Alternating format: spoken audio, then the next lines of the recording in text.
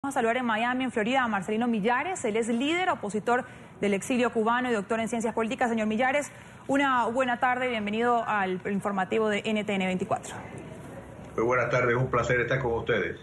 Señor Millares, las palabras de Donald Trump fueron muy claras. Ha asegurado que para avanzar en el proceso de deshielo de relaciones bilaterales se deben respetar los derechos humanos en la isla, se deben convocar elecciones libres, se debe liberar a los presos políticos. ¿Cuál cree usted será la respuesta del régimen castrista a este anuncio?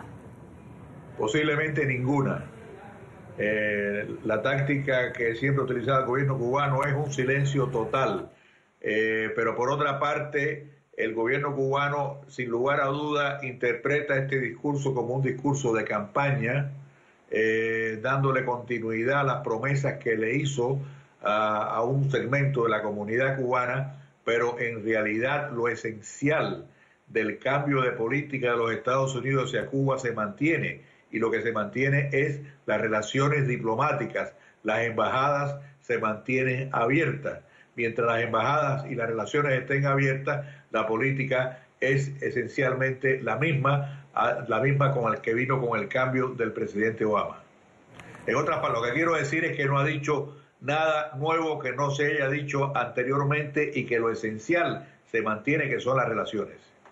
La Casa Blanca parece estar enfocándose en ese proceso de transición que comenzará pronto en Cuba, dado que Raúl Castro planea abandonar el poder en febrero de 2018. ¿Qué efectos directos cree usted que podría tener estos anuncios que acaba de hacer el presidente Donald Trump en el futuro político de la isla? ¿Cree realmente que va a ejercer presión sobre el régimen cubano para que comience a implementar cambios? No creo que tenga ningún efecto. El gobierno cubano nunca ha permitido que los Estados Unidos se metan en la política interna de Cuba. Los Estados Unidos lo saben perfectamente bien. Y en ese sentido, no se ha dicho nada nuevo, en realidad, que no se haya dicho anteriormente. Y lo que sí no se dijo, que es lo más importante, es que los verdaderos cambios no los producen los Estados Unidos. Los verdaderos cambios los tenemos que producir los cubanos. Y esa es la esencia de todo este asunto. Por eso te digo, es un discurso de campaña dirigido a las personas que van a votar en los Estados Unidos por él. Pero en lo que respecta al futuro de Cuba, en realidad lo sabe él, lo sabe todo el mundo, lo saben los que estaban en el evento. Somos nosotros los cubanos los que tenemos que producir los cambios. Los americanos nunca, los norteamericanos nunca lo van a producir por nosotros. Y esa es la esencia. Para usted, entonces, ¿este anuncio es simplemente cosmético y no tendrá consecuencias tangibles para los cubanos? Totalmente cosmético, porque las consecuencias, repito, somos nosotros los cubanos los que vamos a producir los cambios dentro de Cuba. No es nadie fuera de Cuba, ni los Estados Unidos tienen la capacidad ni la voluntad. Los Estados Unidos pudieron hacerlo en Bahía de Cochino, donde yo peleé, y no lo hicieron. Y esa es la lección que aprendimos en el año 61 cuando Bahía de Cochino. Los Estados Unidos, ni en Cuba, ni en Venezuela, que está ardiendo en llamas, no se meten, no se quieren meter porque no es prioridad. Por eso te digo, el discurso de hoy, el que acabamos de ver, es un discurso de pura campaña para ganarse los votos de la comunidad cubana, que por cierto, la mayoría de la comunidad cubana, más del 50%, no votó por él, en realidad.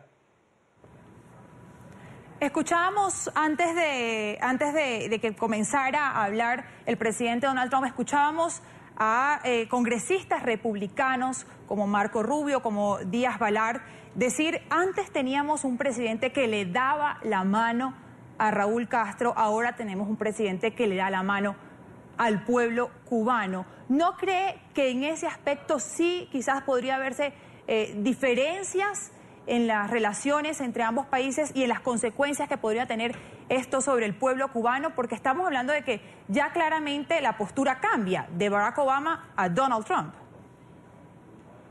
Sí, pero cambia en forma, no en sustancia. Mientras Donald Trump, la presidencia de Donald Trump, acepta las relaciones diplomáticas entre Estados Unidos y Cuba, que eso es lo esencial, y sencillamente lo que ha dicho es que se sienta en una mesa de negociaciones para negociar de Estado a Estado, pero en esas negociaciones no entra para nada el pueblo de Cuba. El pueblo de Cuba es el que tiene que cambiar el sistema. El sistema no lo va a cambiar los Estados Unidos ni porque Trump se siente con el gobierno cubano. O sea, lo que está diciendo son cambios cosméticos, no son cambios de fondo. Y aunque hubieran más cambios, te repito, el futuro de Cuba depende de los cubanos, no depende de los norteamericanos.